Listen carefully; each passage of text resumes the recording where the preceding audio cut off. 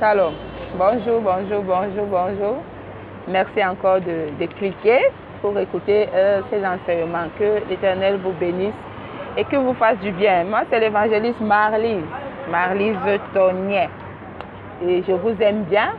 Et c'est pour ça que tout le temps, je vous fais part des enseignements que le Saint-Esprit et Dieu veut bien me donner à moi, premièrement, et en plus à vous. Aujourd'hui, nous allons parler du retour imminent de notre Seigneur Jésus-Christ. Parce que Jésus est à la porte.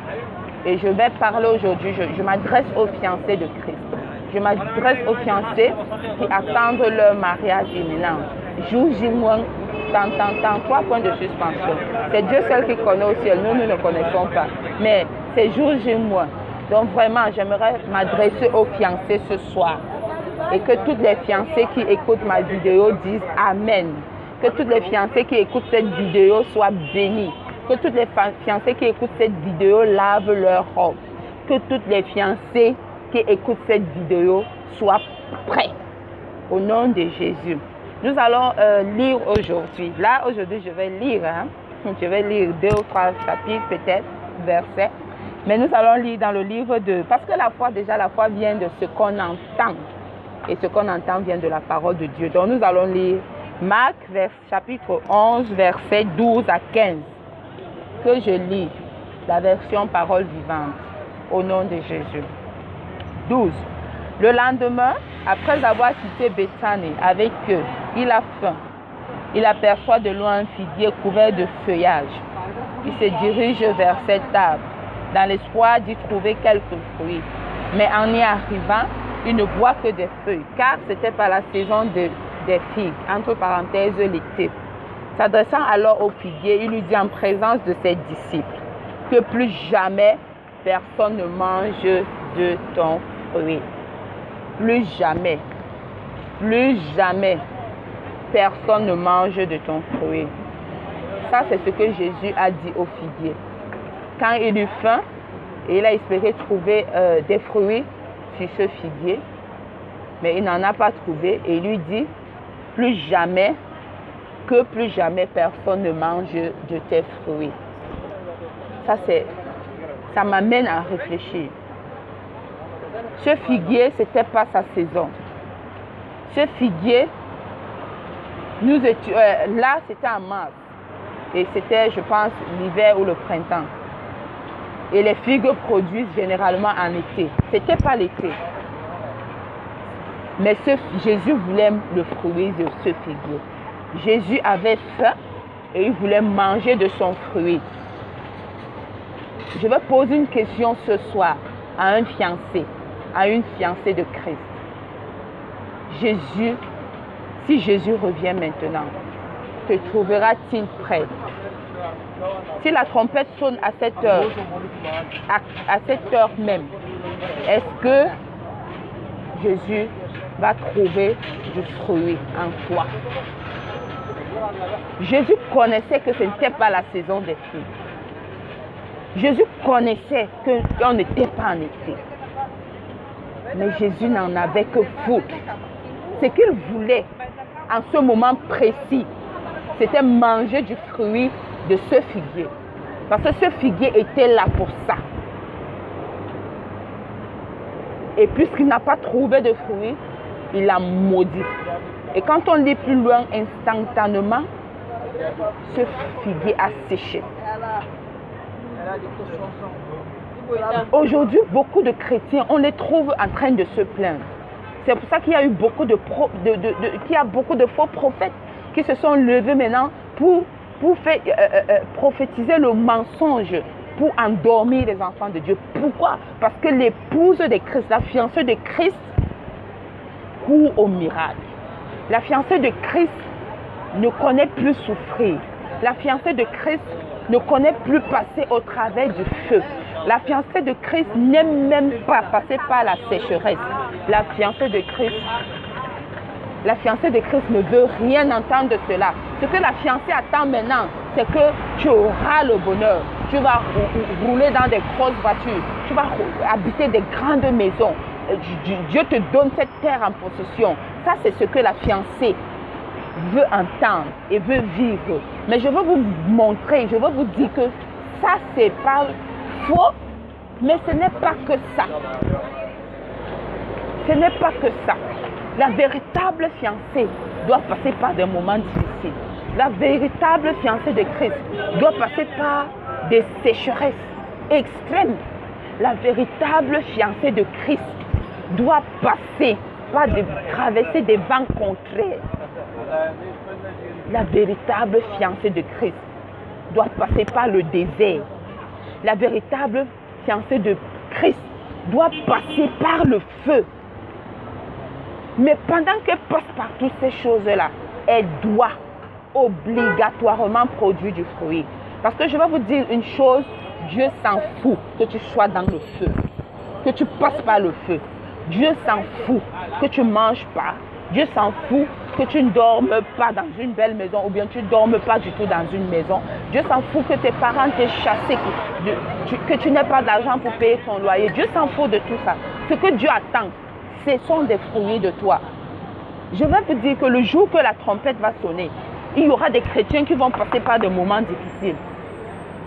Et s'ils n'ont pas su avoir la bonne attitude, s'ils n'ont pas su marcher avec Dieu dans ces moments difficiles, s'ils n'auront pas pu produire des fruits à travers ces moments difficiles qui passent, la trompette va sonner et ils ne seront pas enlevés. Et Jésus leur dira que personne ne mange de ton fruit désormais. Et il sera trop tard pour cette fiancée. Pourquoi les chrétiens sont conscients de leur misère maintenant? Pourquoi la fiancée de Christ est conscient de sa pauvreté physique? Ce n'est pas ça qui est important. Quand Jésus t'a sauvé, il a dit, tu dois avoir le renouvellement de la pensée, la métanoïa. Mais si ta pensée n'est pas renouvelée, que malgré les circonstances que je vis, Dieu peut me sortir de là. Parce que c'est quand ta pensée est renouvelée, tu sais que David a dit, quand je marche dans la vallée de l'ombre de la mort, je n'ai aucun mal, car je sais que tu es avec moi. David produisait du fruit dans son désert. C'est pour ça que Dieu l'a appelé homme selon son cœur. Parce que même dans ces moments difficiles, David produisait du fruit. Même dans les moments difficiles, il pouvait dire, je sais que mon Rédempteur est vivant. Il se lèvera et il parlera en ma faveur. Il n'a pas fait comme ce figuier. Parce que ce n'était pas la saison des figues. Il a dormi sans produire des fruits. Parce que tu passes par les moments difficiles. Parce que tu as 40 ans, tu n'es pas marié. Tu vas prendre un bon gars au quartier. Tu vas dire, ok, viens. Au moins toi, je vais vivre chez toi. On va m'appeler entre parenthèses, madame. Ça, c'est faux. Produisons du fruit. Les fiancés de Christ doivent produire du fruit. Malgré les moments difficiles, je m'adresse à ceux qui passent par des moments extrêmement difficiles. Sachez produire du fruit dans le désert. Même dans le désert, les arbres poussent. Je vis dans un pays qui n'est que désertique. Je vis à Dubaï. Mais c'est l'une des plus belles villes du monde. Ces gens n'ont pas regardé qu'ils vivent dans le désert. Ces gens n'ont pas regardé que le sable ne produit rien. Ils ont su tout produire dans ce désert. Ils ont la mer, il y a des arbres, tout pousse. Et je vous dis qu'il y a même des jardins qui produisent des fruits, des légumes dans le désert. Pourquoi le chrétien, quand il passe par des moments difficiles, quand il passe par le désert, il ne veut pas produire du fruit? Il aura tout sans cesse des raisons. Seigneur, je n'ai pas ci. Seigneur, je n'ai pas ça. Donc je ne peux pas faire ça. Je vais te dire, Dieu va te renier. Je vous assure, Dieu va renier beaucoup de chrétiens au dernier jour. Dieu va renier. Quand Jésus était dans la barque avec ses disciples, la mer a commencé à bouger.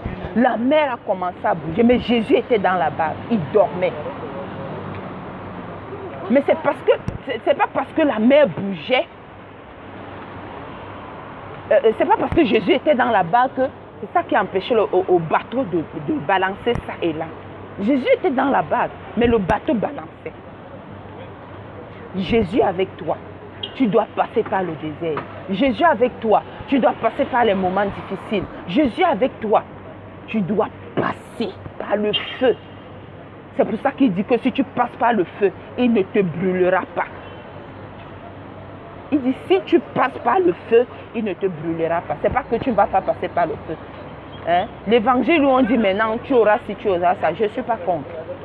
Mais je voudrais dire, en ces derniers temps, l'épouse a besoin de produire des fruits. L'épouse a besoin de produire des fruits. Le désert peut fleurir. Ce désert par lequel tu passes, si tu t'y donnes, si tu t'y mets, si tu crois en ton Rédempteur, si tu ne regardes pas aux circonstances, tu vas produire de grands fruits, de grands arbres fruitiers ils pousseront et des oiseaux viendront s'abriter parce que tu es une source de bénédiction, parce que tu es une source de vie, tu as la vie en toi, tu dois produire cette vie. Si le désert est autour de toi, ce n'est pas en toi, toi qui as la vie en toi, tu dois produire, tu dois dominer ce désert et produire du fruit. Donc je vais dire à la fiancée de Christ, ce soir ou ce matin, que ton époux en route, le grand mariage, la nuit de noces, les grandes noces, les noces en or sont prêts. Mais toi, tu es concentré à regarder à la situation par laquelle tu passes. Tu es concentré à regarder au moment difficile que tu traverses. Ne sois pas comme ceux-ci. Je vous exhorte, je vous en prie, de tout mon cœur, ne soyons pas comme ce figuier. Parce que beaucoup grinceront des dents. Beaucoup pleureront en ce jour. Et je ne voudrais pas que quelqu'un soit comme ce figuier. Mais je voudrais que quelqu'un ait la joie du Seigneur, ait la joie de rencontrer enfin son époux et de vivre une vie extraordinaire. Soyez bénis. Vraiment, c'est mon exhortation ce soir. Il fait tellement chaud. C'est mon exhortation ce soir. Soyons des épouses modèles. Produisons du fruit dans tout ce que nous faisons. Car nous risquons la malédiction. Nous risquerons d'être rejetés par notre époux parce que nous n'avons pas produit du fruit. Parce que Jésus s'en fout de la situation que toi tu vois. Parce qu'il n'a même pas le même regard que toi. Il ne voit pas les choses de la même façon que toi. Toi, tu ne fais que regarder comme une humaine. Pourtant, quand nous sommes en Christ, nous sommes transformés. Tu ne dois plus regarder comme les hommes voient. Mais tu dois avoir un regard au-delà de ce que tu vis. Et quand tu as désormais ce regard, tu dois voir au-delà de ce que tu vis. C'est pour ça que j'aime dire en anglais, my tomorrow is big more than today. Ton demain est plus grand que ton aujourd'hui. I'm going far. Tu vas loin. Ne t'arrête pas sur ce que tu vis maintenant. Ne t'arrête pas sur ton maintenant. Ne t'arrête pas sur ton aujourd'hui. Mais regarde à demain. Regarde au salut qui t'est donné. Regarde à l'enlèvement. Regarde au retour imminent de Jésus-Christ. Ne regarde pas que tu dois gagner ci ou ça. C'est bien beau de gagner. Moi-même, je veux gagner. Moi-même, je veux rouler dans des grosses voitures. Moi-même, je veux habiter des grandes maisons. Mais ce qui est plus important pour moi maintenant, actuellement, c'est produire du fruit. Produire du fruit pour que moi je sois récompensé au dernier jour, pour que je ne sois pas maudite. C'est pour ça que je prends ma mission à cœur. C'est pour ça que je prends ma vision à cœur. Je n'entre pas dans je suis pas dans les polémiques parce que voilà encore une autre chose. Les chrétiens sont dans les polémiques. Est-ce qu'une femme doit enseigner? Est-ce qu'une femme doit dire ça? Moi je ne suis pas là. Je ne suis pas là. Je ne suis pas femme, je ne suis pas homme. Je suis de la nature de Dieu. Et je dois dire ce que mon Dieu me dit de dire. Si les gens se laissent, les chrétiens maintenant regardent aux apparences. Si les chrétiens maintenant regardent que voilà l'homme, voilà une femme qui prêche. Moi, je ne suis pas femme. J'aimerais dire à ceux qui me parlent inbox que je ne suis ni femme, je ne suis ni homme. J'ai revêtu depuis le jour où j'ai dit, Seigneur, je me lève pour toi, pour accomplir l'œuvre pour laquelle tu m'as créé, tu m'as envoyé sur la terre. Je suis devenue ni femme ni homme, mais je suis devenue la nature de Dieu. Je dois impacter ma nation, ma génération. Je dois impacter ce pays arabe, parce qu'eux aussi, ils ont besoin d'être sauvés. Ne me posez plus ces questions. Je n'entre pas dans les polémiques du genre. Je ne suis pas là. Ce que je sais, c'est que mon époux est à la porte et que j'ai besoin d'avoir des fruits. Les fruits, ce n'est pas seulement ma vie de consécration, mais qu'est-ce que j'ai donné aux autres? Qu'est-ce que mon salut a apporté aux autres? Qu'est-ce que le Saint-Esprit m'a donné et que je n'ai pas pu donner aux autres? C'est ça qui est important. Jésus-Christ est à la porte. Toi, la fiancée, en lavant ta robe, je vais te dire aujourd'hui, produis des fruits et ne regarde plus aux circonstances. Parce que celui qui est plus grand que toute circonstance est en toi. La vie de Dieu est en toi. Et dans la vie de Dieu qui est en toi, elle doit produire et dominer tout désert, toute stérilité autour de toi au nom de Jésus. Que l'Éternel vous bénisse. Merci d'avoir écouté ma vidéo. Soyez bénis, soyez abondamment bénis.